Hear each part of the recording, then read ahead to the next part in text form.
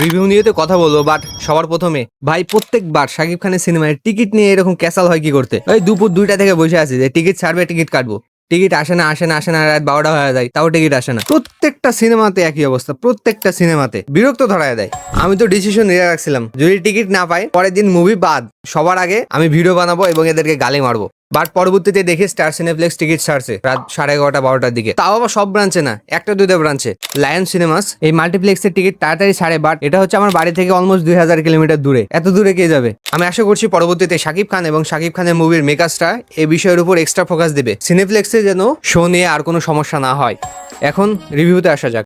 কেমন ছিল রকস্টার? ভালো দিক, খারাপ দিক, কোথাও থেকে কপি করেছে কিনা, ডিরেক্টর কি কি খুব ভালো করেছে এবং কি কি জায়গায় আরো ইমপ্রুভ হতে পারতো, সব নিয়ে আলোচনা করবো এই ভিডিওতে। So let's start.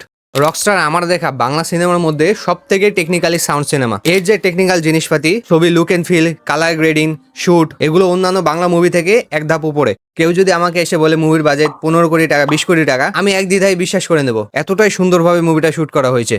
স্পেশালি কনসার্টে যে সিনগুলো রয়েছে, বাংলা সিনেমার ক্ষেত্রে এতটা লো বাজেটে এরকম সিন অ্যাচিভ করা খুবই খুবই কঠিন ব্যাপার। রকস্টারের টিম খুব বুদ্ধিমত্তার সাথে বিষয়টা হ্যান্ডেল করেছে এবং সেটা দেখতে ভালোও লাগে, প্রমিসিং লাগে। হ্যাঁ, কিছু জায়গায় এদিক ওদিক হয়, কিন্তু ওটা ইগনোর করার মতো। আপনি যদি সিনেমার ভুলই ধরবো এই মানসিকতা নিয়ে না যান, তাহলে এগুলো আপনি চাইলে ইগনোর করে দিতে পারবেন, কোনো সমস্যা নেই। মুভির কিছু সিন ডিরেক্টর এমন কিছু লোকেশনে এত সুন্দরভাবে শুট করছে, আপনার দেখে মনে হবে ওয়াও, দ্যাটস বিউটিফুল। মুভির আরেকটি খুবই স্ট্রং দিক হচ্ছে মুভির বিজিএম। আমার দেখা বাংলা সিনেমার অন্যতম সেরা বিজিএম হয়েছে এই মুভিতে। প্রত্যেকটা বিজিএম মুভির সিনকে কমপ্লিমেন্ট দেয়, মুভির সিনকে এলিভেট করে। কিছু কিছু সিন আছে যেটা বিজিএম ছাড়া খুবই সাধারণ মনে হবে, একদম ফ্ল্যাট, কিন্তু বিজিএম এর কারণে সিনগুলো দেখতে খুবই ভালো লাগে, একটা অর্ডিনারি সিনকে এক্সট্রা অর্ডিনারি বানায় দেয়। মুভির টেকনিক্যাল দিক নিয়ে মেকার্সরা খুবই খুবই ভালো কাজ করছে, খুবই ভালো কাজ করছে। বাট যেটা নিয়ে কমপ্লেন, আক্ষেপ থেকে যায়, মুভির writing up to the mark না। এই মুভির পোটেনশিয়াল ছিল বাংলা সিনেমার ইতিহাসে একটা ল্যান্ডমার্ক হয়ে থাকা, বাট আনফরচুনেটলি রাইটিং এর কারণে সেটা হতে পারে না। মুভিটা কিন্তু স্টোরি লেভেলে বেশ ভালো। সেখানে একটা রকস্টারের জীবন দেখাবো, তার উত্থান পতন, তার ফ্যামিলি, লাভ লাইফ সবকিছু তুলে ধরবো, ঠিক ছিল। বাট এটা যেভাবে পোর্ট্রেল করছে সেটা আপ টু দ্য মার্ক নয়। মনে হচ্ছিল ডিরেক্টর খুবই তাড়াহুড়া করে সবকিছু শেষ করে দিচ্ছে। স্টোরিতে কোনো বড় ঘটনা এবং তার কনসিকুয়েন্স খুবই তাড়াতাড়ি আসে এবং তাড়াতাড়ি চলে যায়। সিনেমাতে যে শাকিব খানের রকস্টারের উত্থান দেখানো হয় সেটাও অনেক তাড়াতাড়ি, এবং যে পতন দেখানো হয় সেটাও অনেক তাড়াহুড়া করে ডিরেক্টর শেষ করে দিছে।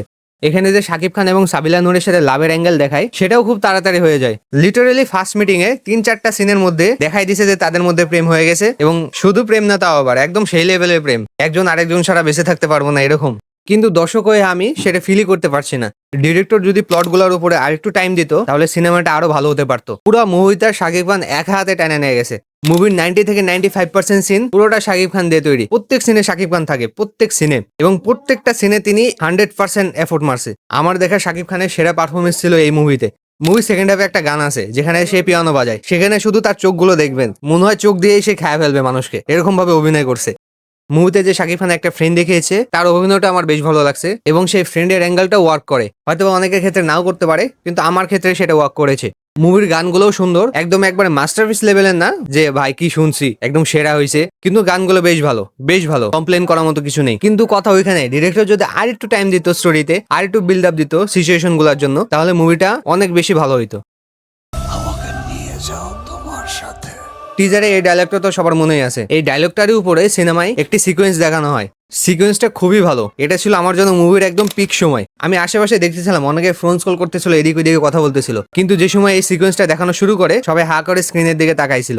এরকম যদি ডিরেক্টর একটু টাইম দিত তাহলে আমরা মুভির সাথে, মুভির ক্যারেক্টারগুলোর সাথে আরো ভালো করে কানেক্ট করতে পারতাম। মুভির ফার্স্ট হাফে শাকিব খানের ক্যারেক্টারকে ঘিরে অনেকগুলো স্টোরি পয়েন্ট তৈরি করে, তার ক্যারিয়ার, তার লাভ লাইফ, তার ফ্যামিলি লাইফ সবকিছু নিয়ে একটা প্রবলেম তৈরি করে। কিন্তু সেকেন্ড হাফে যে সময় প্রবলেমের সলিউশন গুলো হয় সেগুলো ডিরেক্টর খুবই তাড়াহুড়ো করে শেষ করে দেয়। দর্শকদের মনে ততটা দাগ কাটতে পারে না যতটা পারা উচিত ছিল। আর এই মুভির এন্ডিংটা অনেকের ক্ষেত্রে পছন্দ হবে না, আর অনেকে তো মুভিতে অ্যাকশন নাই, এটা দেখেই মুভিটা বলবে এটা বাজে একখান মুভি।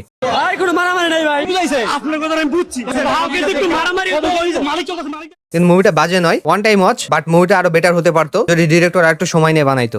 একটা রকস্টার লাইফ আসলে নর্মাল হয় না, মানুষের জীবনে খারাপ আর ভালো অনেক কিছু থাকে।